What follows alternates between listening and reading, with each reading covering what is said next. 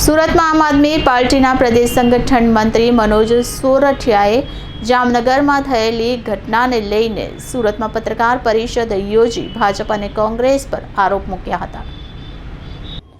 આપના પ્રદેશ સંગઠન મંત્રી સોરઠિયાએ જામનગરમાં ગોપાલ ઇટાલિયા પર થયેલ જૂતાના હુમલાને ભાજપ અને કોંગ્રેસનું ષડયંત્ર જણાવ્યું।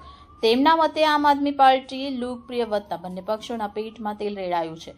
તેમણે પોલીસ પર પણ સવાલ ઉઠાવ્યા અને જણાવ્યું કે હુમલાની તરત જ પોલીસ પણ પહોંચી ગઈ અને પરંતુ પીડિત વિશે પૂછ્યું નહીં।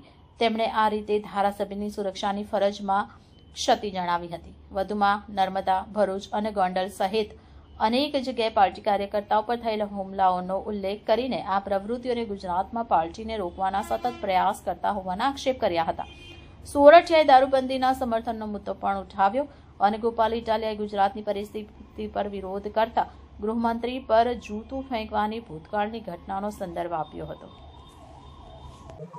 ગઈકાલે જામનગરની અંદર આમ આદમી પાર્ટીની એક સભા હતી, જેમાં જામનગરના ચાલુ કોર્પોરેટરો જે પદ ઉપર છે એવા કોંગ્રેસના 3 કોર્પોરેટરો આમ આદમી પાર્ટી સાથે જોડાયા। આ આખી વાતને લઈ અને કોંગ્રેસના એક કાર્યકર્તાએ ચાલુ સભામાં ગોપાલભાઈ ઇટાલિયા ઉપર એક હુમલો કર્યો છે। નોર્મલી આવી ઘટનાઓ જે છે આવેશમાં આવીને બનતી હોય, પણ ગઈકાલે જે ઘટના ઘટી એ સમગ્ર ઘટના એક ષડયંત્ર હતું। પોલીસને ખબર જ હતી કે આવી કોઈ ઘટના ઘટવાની છે। પોલીસના સાથે, પોલીસના પ્રોટેક્શનમાં જ આ વ્યક્તિ એ સભાના સ્થળમાં ત્યાં સુધી પહોંચ્યો હતો। જેવી ઘટના ઘટી, જેવી એમણે જૂતું માર્યું એટલે તરત જ પોલીસે એ વ્યક્તિને કોર્ડન કરવાનું કામ કર્યું, એ વ્યક્તિને બચાવવાની કોશિશ કરી। પણ જે સંવૈધાનિક પદ ઉપર ચૂંટાયેલા ધારાસભ્ય છે એમને ના તો એમણે પૂછવાની કોશિશ કરી, ના તો એમણે એમની સંભાળ લેવાની કોશિશ કરી, ના એમને સુરક્ષિત સ્થળ ઉપર લઈ જવાની કોશિશ કરી। આ વાતથી સાબિત થાય છે કે પોલીસે ષડયંત્રનો એક ભાગ હતું। ભાજપ અને કોંગ્રેસે બંને મળી અને આ ષડયંત્રને અંજામ આપ્યો છે। આપણે સૌ જાણીએ છીએ કે ગુજરાતમાં આમ આદમી પાર્ટી આજે લોકપ્રિય પાર્ટી બનીને ઉભરી છે। ગોપાલ ઇટાલિયા આજે ગુજરાતના લોકપ્રિય નેતા તરીકે ઉભર્યા છે। શરૂઆતમાં ગોપાલભાઈની સભામાં સવાલ પૂછવા માટે ભાજપના કાર્યકર્તાઓને મોકલવામાં આવતા, સભા ડિસ્ટર્બ કરવાની કોશિશ શરૂઆતમાં થતી, પણ એનાથી ગુજરાતના લોકોમાં એવો મેસેજ જવા લાગ્યો કે આમાં ભાજપની ઇજ્જત ઘટે છે, ભાજપની નાકામી નાલેશી થાય છે। તો હવે એમણે કોંગ્રેસના કાર્યકર્તાનો ઉપયોગ શરૂ કર્યો છે।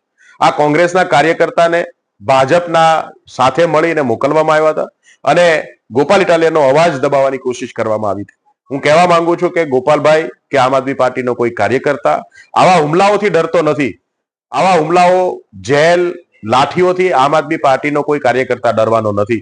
ગુજરાતના લોકોનો અવાજ, ગુજરાતના લોકોની વાત, ગુજરાતને ન્યાય મળે ત્યાં સુધીની લડાઈ આમ આદમી પાર્ટી લડતી રહેવાની છે અને આ મુદ્દે આજે પણ આમ આદમી પાર્ટી એગ્રેસિવ રહેવાની છે અને આમ આદમી પાર્ટીના રાષ્ટ્રીય સંયોજક શ્રી અરવિંદ કેજરીવાલજી આવતીકાલે ગુજરાત આવી રહ્યા છે। અરવિંદ કેજરીવાલજી નેતાઓને અને કાર્યકર્તાઓને મળવાના છે।